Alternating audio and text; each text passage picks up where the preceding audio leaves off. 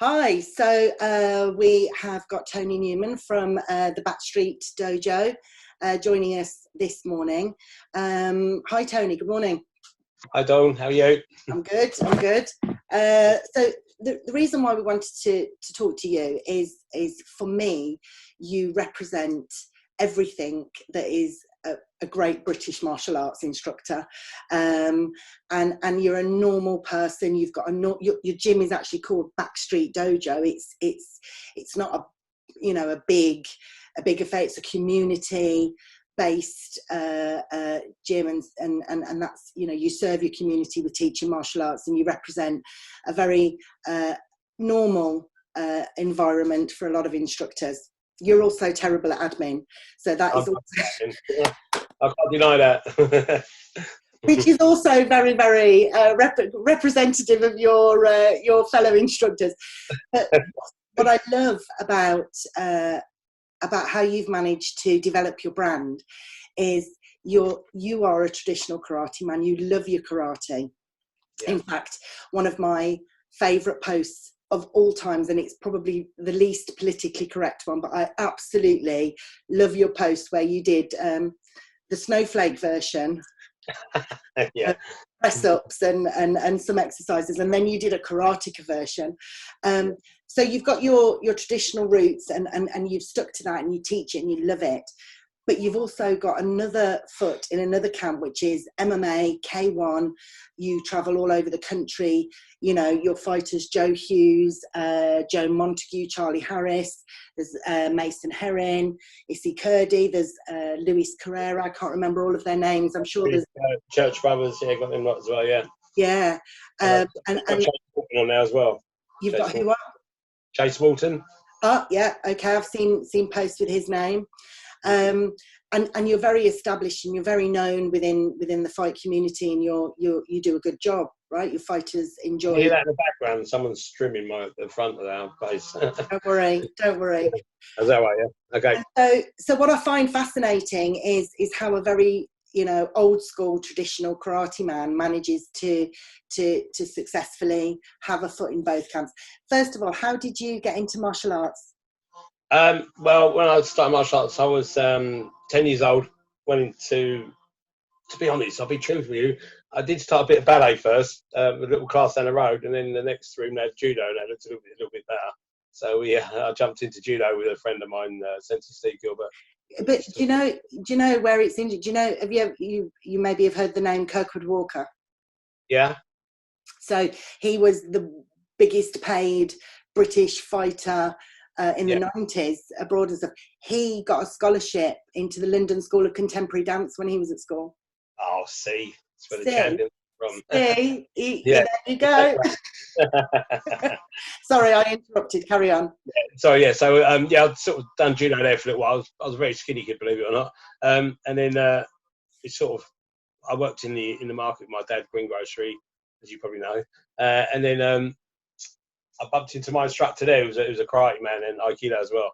So I sort of spoke to him about things, and I just ended up going along with him, and that was it really. I was in karate more then really. Shotokai karate, that's what he was doing. And then we moved, as the years went by, we moved into Japanese jiu-jitsu as well. But I'm sort of really the person who brought it forward with the kickboxing and K1 and stuff really. But we sort of developed our own style. But the karate side of it has always been our first love, especially the mentality of it and the mindset of it all, which I think goes to help against all the other styles as well, to be honest. I sort of started off normal thing really, pushed about when I was a kid a little bit. I was only small, and then sort of grew into it and ended up teaching. I started teaching a bit of an early age really, a bit earlier than what I wanted to, because my instructor, by the time I was sort of 21, 22, he sort of moved on to he moved away, so I had to take over the club, so I carried it on from there really. So I started teaching at an early age. I'm still training, but I'd like to train more. Saying that, I'm training more now probably than I did then. But, that's how I got into it really. And do you find, so my husband traditional karate background, but he loves full contact kickboxing. And what he's found commonly over the years is people who started with him in the karate and then moved over to the kickboxing, in terms of their ability fight-wise, there's a difference. Do you find? I think you find it's like the traditionalist thing. I mean, I've got a lot of karate students, well, what we call teatsu students now. That's our style now. But we've got a lot of them sort of students that have been with us 20 odd years, so they sort of stick to that. But I do get a lot of crossover. I probably get more crossover than stick to it. But a lot of them going to the fighting, like young Charlie Harris, he's one of our teatsu boys, and Farron Church and them sort of people, they moved into the fight side as well. Whereas some were like Billy and the other boys, and most of that was trained to the K1. And obviously, young Luis Carrera and Joe Montague, they were teatsu students originally as well. They went into MMA. So what do you think about infiltrating the traditional side into the more combat side? Do you think that it's a magic ingredient, really? Yeah, I think it is. Yeah, I think it's a good start. Obviously, it's good ground. It depends, isn't it? I think if you start off with the traditional side, and your husband will probably tell you the same, is that it's the respect and discipline and that side of it that goes forward into the other styles. As long as you keep that, which I do in all my classes, my K1 classes, it's all run. Like, we still bow, we still start off with a bow, we finish with a bow, we do all that sort of traditional stuff still in that, which I think people accept more because it's a bit more respectful and that, so you don't really get the sort of ego people in there so much, so because they don't really like that sort of thing. So you still stick to the martial arts in it. Does that make sense? Yeah. And how do you respond to? There's a lot of traditional instructors that really find MMA quite offensive. They think it's just animalistic, and it would be quite nice, which is why you interested me actually, as somebody to get a broader view on it.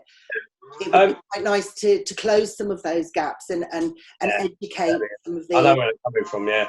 Well, I think when it first come out, I mean, when MMA first come out, it was quite, I suppose, rough in, not the professional side of it, but when you see like the amateur shows, the smaller shows, and then you see the people, the unsavoury people who sort of run them sort of shows for the money and, you know, being bluntly honest, laundry money stuff through them sort of groups, that you find that you get the wrong sort of people in there. But I think as it's gone forward, I think you find a lot of martial arts people going there. I mean, like Machida was an excellent example, went from karate into that. I think you got to move on, and I think it's like traditional kickboxing. Traditional kickboxing, all above the waist stuff was a big thing at one point. And now they've got a lot of them don't want to transition into sort of low kicks and K1. But you know, I started off like that. We moved into K1. I just think you just got to move forward with things. Things are changing. You can learn from anything, any style you can learn from. I think as long as you keep that basic martial arts discipline and respect for each other, and you know, it's not just about the fighting; it's the whole lifestyle of it. Or if you can keep that, then yeah, it's fine. I think you'll be able to transition over. I think, yeah, I'm with a lot of the traditional people because I love the traditional stuff. I do get it, but if people want to cross over, I don't mind my students do both or all of it. So, and I think you instructors like you that have had that insight into, you know, the respect side, the discipline side and things. I think you probably make because you take that ethic into the MMA. Exactly. It still has that martial arts integrity. Yes, that's it. That's the word. Yeah, because there's so many. I mean, there are some MMA people out who are still quite wild, and you know, I think the fans have a lot to do with it as well. They've got a mate who's in it, and he's got a bit of a big ego. I think he encourages the fans to be quite aggressive, and that's why you end up with fights and shows. Really, I think you get that. You know, if you can keep that discipline in there. I mean, I'll tell all my supporters, all the boys who fight my boys, you know, don't make an idiot of yourself. You know, if you want to train, you want to fight, come down the dojo. Don't end up start fighting shows. That's no good. And the other kind of thing that I smile to myself, and you're of an age where you would remember this as well. There's you know, they MMA people, they don't wear equipment, and they don't. If you go back a few years into traditional karate, the full contact side, it was brutal. We still, in our teatsu high grade class, we don't obviously punch to the face, but we still do full contact, no pads to the body and that, you know. So we still do that. But that's where you know, from a root point of view, you know, in the sort of 80s, it wasn't all it wasn't tippy tappy. It wasn't all. Oh no, Equipment, proper, it really wasn't. Yeah. So I'm always amused by traditionalists or purists in that poo-poo, because I think it wasn't that long ago that your whole industry operated. Yeah, I mean, like some of the old Kyokushin, I mean, the Kyokushin was like a proper tough fight. It still is now, really. You do get some people who water it down a bit. I think that could be, I don't know if I will say, I think it's a business thing, really. I think what happens with that, if you water it down like that, you soften the people so they still keep coming. If you go, I mean, we haven't got many people in our Tiatsu high grade class, probably about half a dozen, 8, because we're not going to change it for no one. It's hard graft. I mean, my son Josh Newman started up a beginner's class in our style, a hardcore style, and you know, they get battered about and that. And he says to me, you know, if they say, oh, it's a bit too hard for me, then just no point in coming, I'm not going to change it. It's got to be like that. And I think what the people do as a business side, they think, well, if I have too many members, they're not going to come back. Whereas I don't really care. I'm not going to lie to you.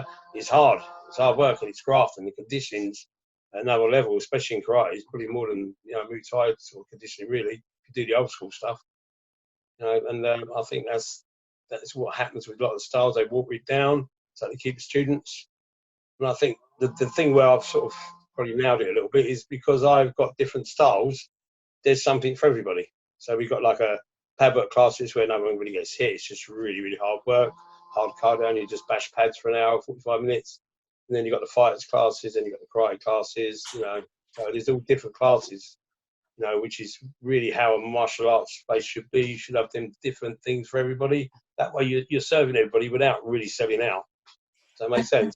This is why I think that you absolutely represent one of my, you know, a favourite type, if you like.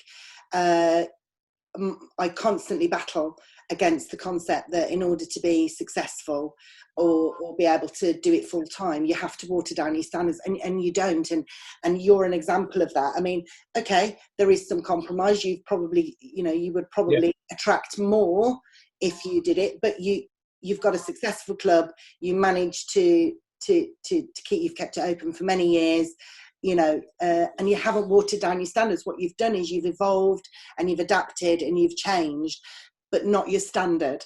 And, exactly. I think that's inspirational. That I think there's a lot of people out there, especially right now, what they're hearing is, you know, I'm doing great at this and I'm doing great at that, and you think, yeah, okay, but what have you compromised in order to do that? And that wouldn't fit with your soul. You'd be like, it's like our black belt system. I mean, we got like infant black belts and junior black belts. So for like the 5 to 10-year-olds, they get a black belt when they're 9. They've got to reassess for the next age groups because they're different people. Yeah. So you want to get a black belt and infant, it can't last you forever. So you'll get a junior one, and then the real black belt is the adult one. Yeah. There's no point in that one belt because you're a different person. You know, the proper one is obviously the ultimate. It's the adult one. And so, if there was ever a time where you were probably on rocky ground, now it would be, you know, we're in lockdown. You've chosen not to stream, and actually, it was another reason why I wanted to talk to you, because again, there seemed to have been this. Some people felt a pressure to do so. Yeah, and it wasn't the right decision for them, and I don't think now is the time for judgment. No, I'll do my little mad videos and stuff, and which I enjoy. Actually, I want them to carry on, please. Well, so don't worry, they will be. Yeah, I was supposed to have done my last time with Hazel, but we ended up having dinner a bit late, so it was a good one. But, And so, how are you finding lockdown? Yeah, I mean, I hate it really. I want to be doing things. I'm keeping myself busy. I'm finding things to do, but I want to be there with all the kids and the mums, and you know, we have such a great family life in there as well. Like, you know, the actual dojo family. Yeah. You know, it's I miss it badly, to be honest. I mean, I'm doing a little bit of training myself down there, but that's it really. And what are your thoughts? Because we're moving now towards. Although we don't know the ins and outs of the guidelines, but we're moving towards a possibility of a sort of opening with possible guidelines, if we can. And some people don't agree. Some people are like, no, I'm not going to reopen. I don't want to. I'm going to wait till this whole thing's over. What are your thoughts on that? Where do you stand with that? I'd love to open tomorrow, really, but I think you got to be sensible, it depends what the guidelines are now. I mean, it was funny, but I was talking about Joe about it today. Actually, he was saying that they say you might be able to train outside, sort of stuff. So we've got a 5-a-side pitch at the side of the gym. We might be putting that into use. Probably, we don't know yet. But I mean, it's a scary one, isn't it? Because you don't want everybody come back and everybody infected again, then we start all over again. So I suppose, I don't know really. I do think that there's room for some compromise in terms of, we will have to adhere to the guidelines. We will have to adhere to some health and safety, some social distancing and things like that. Yeah, I think you probably have to do reassess your method statements and stuff like that, really, I suppose. And also, it's teaching. I was thinking about this for the styles. Well, most styles have some form of contact, and the temptation is, okay, we're going to open up and have a version of a class, but actually we still can't practice contact. I was talking to my son about it the other day. Yeah. I was talking to Andy about that because Andy teaches. My oldest son teaches the Josh does the Teatsu side, and Andy teaches Brazilian Jiu-Jitsu now. So he's a brown belt now with Andy Roberts. So he's got a class. And I think that's going to be the hardest one because there's only one way to do it, and it's contact-wise, isn't it, really, and rolling around. So that might be a hard one. I think pad work may be a bit okay, some sort of stuff like that, and bag work. I don't know.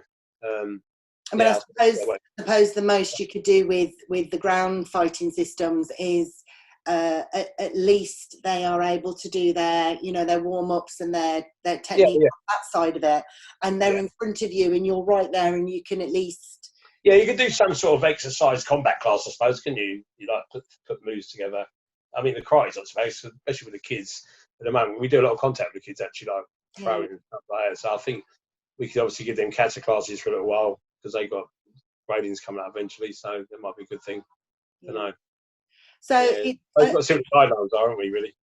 We've got to see what the guidelines are. I think it's wise to start thinking about how would I do this? How would I start to at least have the conversation in your head? The first question is it for me? Am I guidelines or not? Am I comfortable with doing it?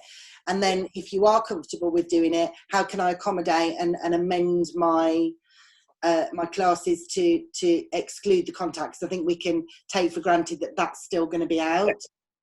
Yeah. We got a mixture of like people messaging me saying, "Oh, can we open? Can't you do this? Can you do it?" And then you got a lot of people saying, "No, we're not going to come back yet until it's completely clear." So I don't know. It's a bit of a 50-50 at the moment. I mean, a lot of the mums with the kids around our way, they want to get them in there. Do you know what I mean? That's what get them out of hair, probably. But I think I don't know. I suppose don't just come back to the guidelines and see what they say, and then you can adapt around it. But I'm thinking about things at the moment. And that's all you can do at this point. That's all you can do. And the other thing that I wanted to just touch on, because it's fantastic, you mentioned your dad's greengrocer.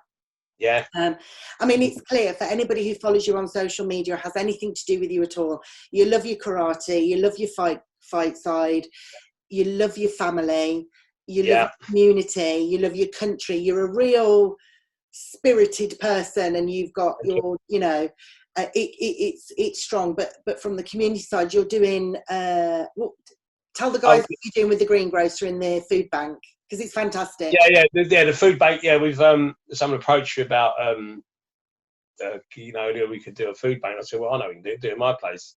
So I said we'll do it there. So yeah, we basically got in with it's a Turkish community actually going with. They're good lads, West London Turkish volunteers, good lads. I know a lot of them anyway. They all sort of around our way, got shops and stuff, and they got in touch with me, said, should we get together and do this? So they got a load of food sort of donated from a lot of their suppliers and that. So basically that's what we do. We do that, and obviously we've got a lot of greengrocery stuff, and I would all mess about with that as well. It's the best job in the world, that would, to be fair. Best upbringing as well. And then, we just got involved with that with the local councillor, Samaya Chowdhury from Hounslow. She's a good girl. And, we got it together, and that's what we're doing. We've done, we had 101 deliveries yesterday. We've done 97 of them, I think. A couple of people weren't in. We started off with about 30, and it's just moving up. So we're doing it 2 days a week. We do set it all up on a Wednesday and get everything set into boxes, and we go delivering on a Thursday. And so what involved? Joe's doing a bit of this as well, so it's great. Yeah. So what sort of circumstances are these people that have just got severe hardship basically, and they're struggling Yeah, they're more. Yeah, a lot of them are like obviously can't go out of the house because of the lockdown. They can't even go shopping and stuff. They haven't got no carers to do it for them, so we have to do that. And struggling families, yeah, lots of people are ill. You know, we drop it off for some older people. It's a mixture of everybody really. Yeah, it's not just the Turkish community. We're doing everybody. Like there's a lot of people around our way, just around the corner from me actually. And a couple of my neighbours that needed help. So yeah, it's good. We make sure we're not getting people to take liberties, obviously. Yeah, we're sorting the rough out. So yeah, we're doing all right. It's good. We've done quite a few deliveries yesterday, me and Joe. So yeah, it's good. It's good. It's a good thing for the community. Isn't it? What else am I doing? I'm sitting around in my arse. I might as well go and do something. I'm something good. But it's a great thing that you're doing. It's wonderful actually, and it's heartwarming, and it's also inspirational that that you've come up with something that's practical, that really is helping people. You're serving your community. I think I know that you're not doing it for this reason, but actually it's also great PR just for you and your club. Yeah, because this it's the essence of martial arts, and a great instructor and the community side of it, and you really represent that with everything that you do. Yeah, thank you. Yeah, I mean, we're lucky because the youth club that I've got now, where I am now, is I was there for 27 years before, so I was using it then when I was working as well, sort of part time. And then when I wanted to go full time, which was about 7 or 8 years ago, they wouldn't accommodate me. They said I was going to monopolise the building apparently, or something like that. So anyway, I moved on to Sunbury, a little place there. Ended up going full time there, and ended up outgrowing that. And then this actually couldn't come at a better time. I was looking for somewhere. And a friend of mine knows one of the youth leaders who knows me, so Tony's looking for something, so I ended up getting it. So yeah, it was quite a touch really. Hopefully, we've only got a 3-year lease at the moment. I hope they're going to keep it going, but I think they will once we've got it going. Because I'm sponsoring the youth club as well, so I'm not charging them any rent or nothing. I'm just letting them use the youth club downstairs. So that's helping our community as well. So it helps us as well, because obviously people go to the youth club and they're coming to us as well. So it's a bit of both really. I just think it's a great example to demonstrate to other instructors who've got high integrity, who want to do things full time, to be inspired by somebody who's been doing it for 7 or 8 years, and they can balance both their values and actually do the job that they love. And I just think you're a great example of that. Yeah, yeah. Go on, Karen. Sorry, Karen. Is there anybody else in the UK who teaches as many hot women as what you do? Oh, I doubt it. I've got a hot wife as well, so I'm quite lucky, really. I think we've all got a girl crush on Hazel. I mean, she's got to be. She's like Granny of the Year, right? Because she's your grandparents, right? So yeah, we've got grandkids. Yeah, we got 4 children together. We got my oldest daughter Natalie. She's got a boy and a girl. My Anthony's got 3 boys. Josh has got a girl and a boy, and China's got a girl and another baby on the way. We don't know what it is yet, but she's got another one away. So they're all great kids. We'll get on great. It's brilliant. Grandkids are brilliant as well. And I'm very lucky. I'm a very lucky man.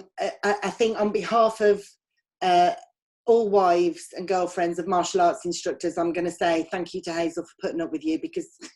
Yeah, you know, didn't you? Yeah. And to be fair, but it's good because I'm not under her feet all the time. I'm a little bit of course, yeah. But she's quite inspirational. She trains. Yeah. Sometimes when she's on the pads, I think, go on, girl. Yeah, go on. That's I couldn't ask for a better woman. I'm a very lucky man. I'm not being all soppy, but she's brilliant. No, you are soppy. We all know that you are soppy. A little bit. You are. But even from a sort of female point of view, if somebody said to me, run a campaign to inspire women over 30 or 40 or women who've had kids or whatever, I'd come and find Hazel. Because she's 59 this year. She won't like it. Well, we're all getting there. I've got to go to Barbados next year, apparently. You have got to take her to Barbados, but and she's a great advert for martial arts. She's in great shape. What she's managed to do is go. I mean, like you say, she's in her late 50s, and she looks amazing. She hasn't Botoxed and false boobed, and there's none of that. She's real as anything. She looks after her family. She supports you. She then gets on the pads like she's a gladiator. Yeah, that's a good girl. But she's still feminine, and I just think brilliant. She's brilliant. Yeah. Yeah, I can't complain at all. I'm a lucky man. Complain. You can't complain. No. Definitely not. And so, if there was anything that you wanted to be able to just either inspire other instructors or to educate people who may have, if they're MMA people who think that traditionalists are not great, or the other way around, is there anything that you would like to just represent? I would say that if you're a martial arts instructor, martial arts is martial arts. You know, there's different styles. Martial arts is martial arts. So if you approach all the other styles with the right attitude, you'll be fine. I would take on anything, really. I mean, we've gone, like I say, from judo, karate, Japanese jiu-jitsu, we've done a bit of aikido, kickboxing, K1, MMA, but we've still kept that. I think what as well I've done, we've actually kept the traditional separate bit in the same place. That makes sense. And then we got and then a lot of the boys feed out to other things too. Because I mean, the martial arts life it's a long journey. It's a very long journey, and if you're not learning new things, I mean, so I started the Brazilian Jiu-Jitsu last year with Anthony. I was enjoying it. I've had to jack it in for a while at the moment because I've got too many classes at the moment, but I want to get back into it. But I've done that for a year, and I really enjoyed that. And that's like just going back and humbling yourself, really, and having my son teach me, which is a brilliant thing. Yeah, I think. If I had to say anything, I would say don't ignore any styles, don't ignore anything. Just try it all. Try anything. If you've got the right martial arts mind, you should be able to do anything anyway. Which is fantastic, and that's actually a great way to finish our chat. Tony, thank you very much. You're an absolute inspiration. Thank you on behalf of your community for all the great works that you're doing, and hopefully, although there'll be a bit of rebuilding perhaps to do when doors do open, but I think you'll be fine because your integrity is in the right place and your standards are there, and I think you've got nothing to worry about, mate. So thank you very much. Thank you, Dawn. Lovely to talk to you. And you.